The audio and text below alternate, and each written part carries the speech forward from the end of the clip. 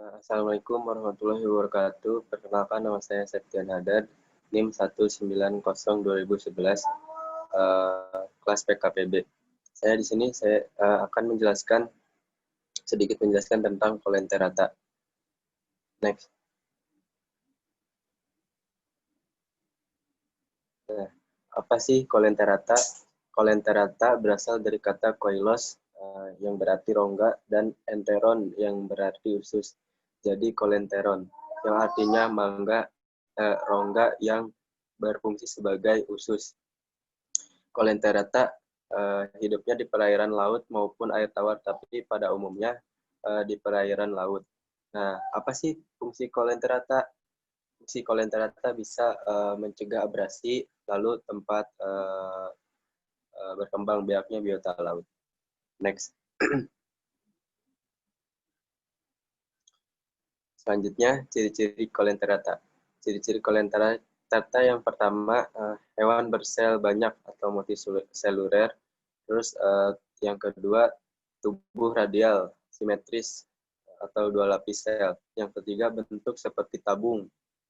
Namun ada juga bentuk yang seperti mangkuk. Yang keempat, di atas tubuh mulut, di atas tubuh terdapat mulut. Jadi di atas tubuhnya itu ada mulut dan terdapat juga tentakel untuk menangkap pangsa. Nah, yang kelima, predaceous atau pemangsa. Yang keenam, punya rongga gastrovakuler untuk pencernaan. Yang ketujuh, sistem pernapasan dengan cara diskusi. Yang kedelapan, sistem saraf difus. Yang kesembilan, mengalami metagenesis. Next.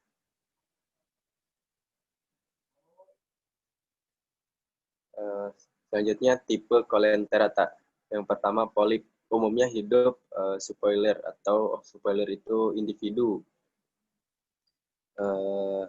Tapi ada pula yang membentuk koloni. Jadi di polip ini tipe kolenterata ada juga yang hidup individu, ada koloni.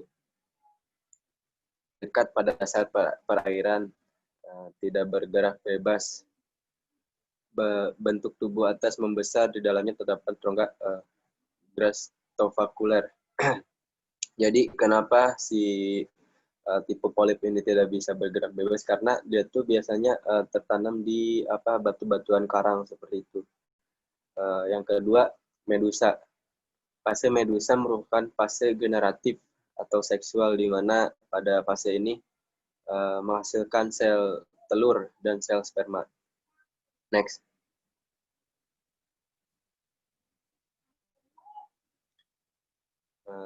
Cara memperoleh makanan. Nah, bagaimana sih kolenterata cara memperoleh makanannya?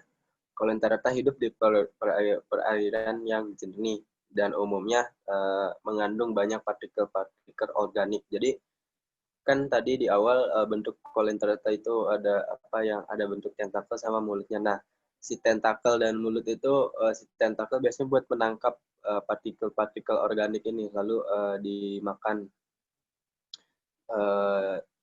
Selain partikel-partikel organik juga terdapat plankton ataupun hewan-hewan kecil yang biasa dimakan oleh kolenterata. Terus di bawah mulut terdapat kerongkongan. Setelah mulut tentakel, lalu kerongkongan pendek, lalu masuk ke rongga gastrovakuler untuk dicerna secara ekstraseluler, Schizopoda, Artozoa, dan Ctenophora. Yang pertama, hydrozoa. Hydrozoa berasal dari kata hydra, artinya berbentuk seperti ular. Umumnya hidup soliter atau berkoloni. Soliter berbentuk polip dan yang berkoloni berbentuk polip dan medusa. Nah, jadi yang umumnya soliter berbentuk polip itu hidupnya berindividu. Nah, yang berbentuk polip dan medusa, ada juga yang berbentuk hidup secara berkoloni. Contohnya Hydra, Obela, dan Physalia. Di sini jelaskan yang pertama Hydra hidup di air tawar secara soliter. Soliter itu berarti sendiri ya. Yang kedua Obela hidup di air laut secara koloni. Nah, kalau misalkan ditanyakan apa sih, mana sih contoh coelenterata yang hidup secara individu dan berkoloni? Yang pertama, secara individu ada Hydra, secara berkoloni ada Obela. Next.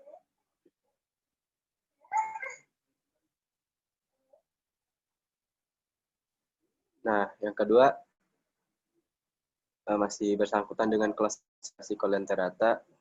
Yang kedua, Scyphozoa berasal dari kata Scyphos yang berarti mangkuk, memiliki bentuk dominan medusa polip.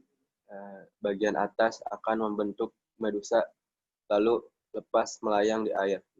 Nah, berarti yang mangkuk ini atau Scyphozoa itu berarti hidupnya berkoloni karena di sini bentuk dominannya itu medusa.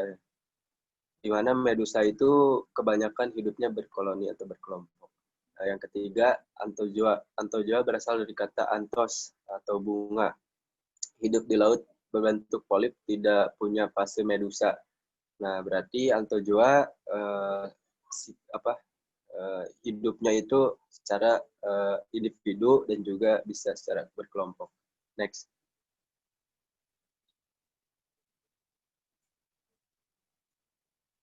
Klasifikasi coelenterata yang selanjutnya. Yang keempat, Cotenophora. Beberapa zoologi menganggap Cotenophora merupakan filum tersendiri. Jadi tubuhnya itu mempunyai lapisan mesoderm, tidak mempunyai mematoksis dan tentakel, mengandung zat-zat pelekat untuk menangkap mangsa. Cetanophora dibedakan atas dua subkelas, yaitu subkelas Tentaculata punya tentakel. Jadi yang pertama itu mempunyai tentakel, yang kedua tidak memiliki tentakel. Next.